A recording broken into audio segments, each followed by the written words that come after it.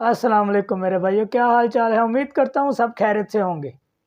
अल्हम्दुलिल्लाह मैं भी ठीक ठाक हूँ। मेरे भाइयों, आज मैं आपके लिए मोहम्मद साकिब रज़ा मुस्तफ़ा का एक बयान लेकर आया हूँ। मेरे भाइयों, बयान पर जाने से पहले मेरा यूट्यूब चैनल सब्सक्राइब कर लें और बेल आइकन को दबा लें कि हर आने वाला नया बयान आप तक पहुँच सके।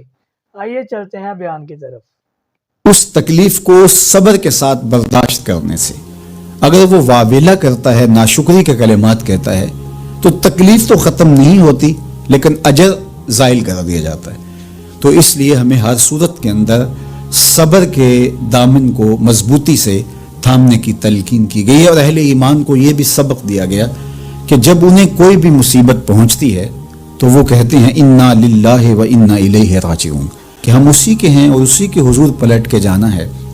तो ये वो अमर है कि जो उनकी तबीयत के अंदर ठहराव पैदा करता है और उनकी ज़िंदगियों के अंदर अल्लाह ताला जल्ला शानहू पर जो यकीन है उसका पता देता है। अगर मुसीबत को अल्लाह की तरफ से समझ के, मान के सब्र किया जाए, उसको मकदूर समझा जाए, उस पर वावेला ना किया जाए, अल्लाह की नाफरमानी का कोई कलिमा ना बोला जाए, अपने अकीदे में तजल्जुल ना आने दिया जाए, अपने रवैयों की खूबसूरती को ज़ायल ना होने दिया जाए, तो इसका मतलब है कि वो शख्स मोमिन है, उसका यकीन है कि ये अल्लाह की तरफ से है। तो फिर उसके यकीन के सिले के अंदर अल्लाह उसको फिर हिदायत कल्ब का चरागा नसीब करता है। और फरमाया वल्लाहु बिकुल्लि शैइन अलीम, और अल्लाह हर शय को जानने वाला है।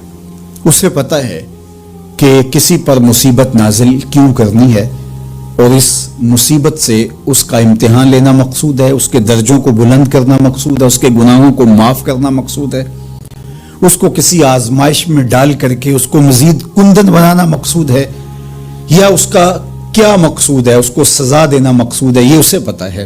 तुम्हारा रब तुम्हारी तरफ आने वाली जो तकलीफें हैं उनके अंदर हजारहा पिनहा हिकमतों से वाकिफ है।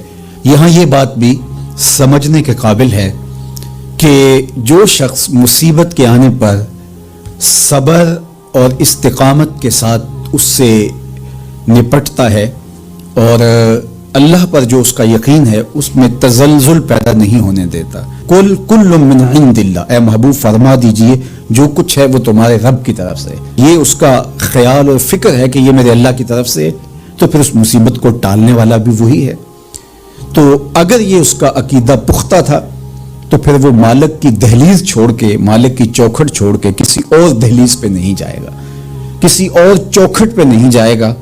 वो उस मुसीबत को दूर करने वाला मुअस्सिर हकीकी अल्लाह को ही जानता होगा और उसी के हुजूर दुआएं करेगा, इल्तिजाएं करेगा, किसी शिर्क का इर्तिकाब नहीं कर सकता है और वो मालिक की दहलीज से कभी रूह गर्दानी नहीं कर सकता, बल्कि इस तकलीफ के आने से वो अपने रब के साथ और ज्यादा जुड़ जाएगा। और अगर वो सब्र करे तो ये उसका एक मर्तबा है कि वो हौसले के साथ उस तकलीफ को बर्दाश्त करे, और दूसरा मर्तबा जो इससे बढ़कर है कि उस पे अल्लाह की रिजा के सांचे में अपने आप को ढाल ले कि जे सोना मेरे दुख विच राजी, मैं सुख नु चुल्ले डावा। अगर वो इस बात पे राजी है तो कोई बात नहीं है, मैं इस पे राजी हूं कि मेरे रब की ये रजा है। तो ये दोनों चीजों का मिल जाना या दोनों में से किसी एक का मिल जाना, ये अल्लाह की तरफ से उसको दिया गया इनाम है जो इस मुश्किल हालात में उसको हासिल होता है।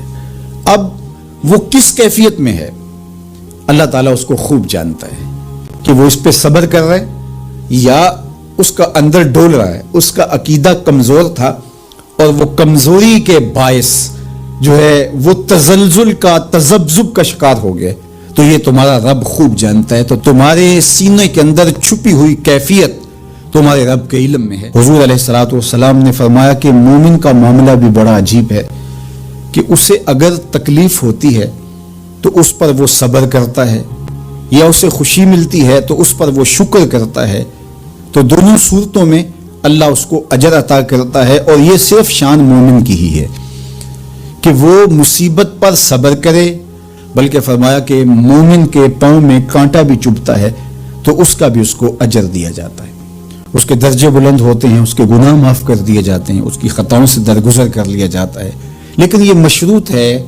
हज़रत जाबिर रज़ियल्लाहु ताला अन्हु फरमाते हैं कि रसूल करीम सल्लल्लाहु अलैहि वसल्लम ने इरशाद फरमाया, اللہ اکبر. دیکھیے کہیں کہا گیا کالا کالا نبی صلی اللہ علیہ وسلم, کہا گیا کالا کالا رسول اللہ صلی اللہ علیہ وسلم, کہیں کہا گیا کالا کالا ابو القاسم صلی اللہ علیہ وسلم. کیسے رنگ ہے. حضرت عائشہ بھی روایت کرتی ہیں حضور کی حدیث, تو کبھی نہیں کہتی کہ کالا کالا زوجی میرے شوہر نے کہا, وہ بھی کہتے ہیں کالا کالا رسول اللہ میرے رسول نے کہا. حضرت عباس روایت کرتے ہیں تو کبھی نہیں کہتے کہ میرے بھتیجے نے کہا, وہ بھی کہتے ہیں کالا کالا رسول اللہ صلی اللہ علیہ وسلم. اللہ اکبر. حضرت علی روایت کرتے ہیں, حضرت علی حضور کے بھائی لگتے ہیں نا, تو کبھی نہیں کہتے کالا کالا اخی میرے بھائی نے کہا, وہ بھی کہتے ہیں کالا کالا رسول اللہ صلی اللہ علیہ وسلم. اللہ اکبر. یار رسول کا رشتہ کتنا بڑا رشتہ ہے. تو کوئی نہیں کہتا میرے شوہر نے کہا ہے, کوئی نہیں کہتا میرے بھتیجے نے کہا ہے, کوئی نہیں کہتا کہ میرے بھائی نے کہا ہے, سارے کہتے ہیں میرے رسول نے کہا ہے. تو یار یہ کتنا بڑا رشتہ ہے, کتنا عظیم رشتہ ہے. تو اس رشتے کے ساتھ فخر ہوتا ہے, ناز ہوتا ہے.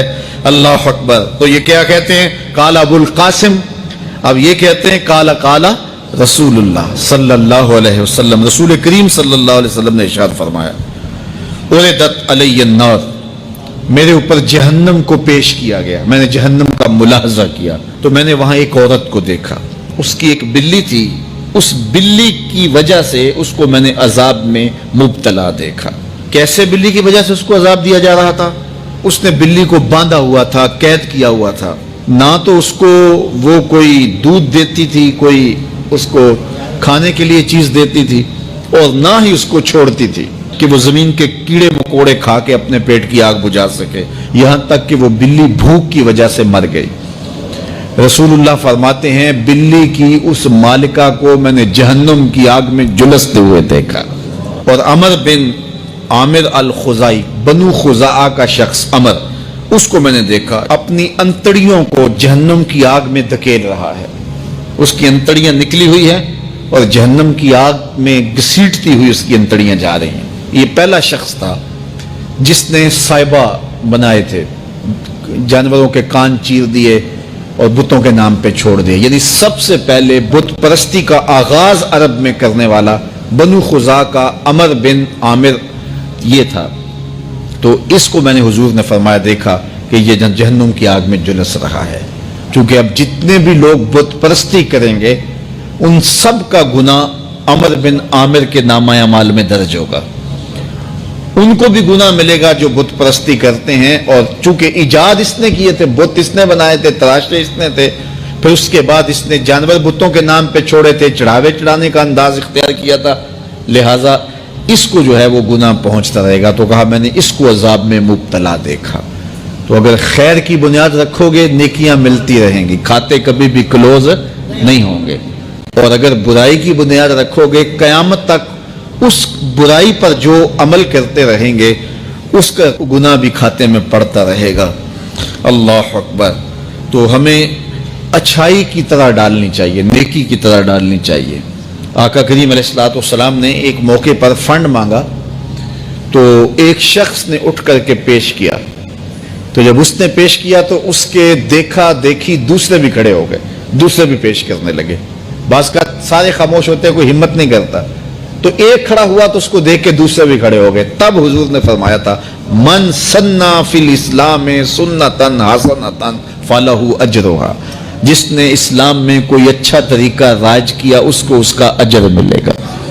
اور پھر اس کی دیکھا دیکھی جس نے بھی کوئی اچھا کام کیا اس کا اجر بھی اس کے اجر کی کمی کے بغیر اس کے کھاتے میں بھی داخل ہوتا رہے. دیکھ لیں میرے بھائیوں, جیسے کام کرو گے اللہ پاک نے آپ کو ویسا ہی اجر دینا ہے. میرے بھائیوں نماز پڑھا کرو. نماز ہمارے نبی حضرت محمد صلی اللہ علیہ وسلم کی آنکھوں کی ٹھنڈک ہے. ٹھیک ہے میرے بھائیوں, پھر ملیں گے کسی اور نئے بیان کے ساتھ. مجھے اجازت دیں. اللہ حافظ.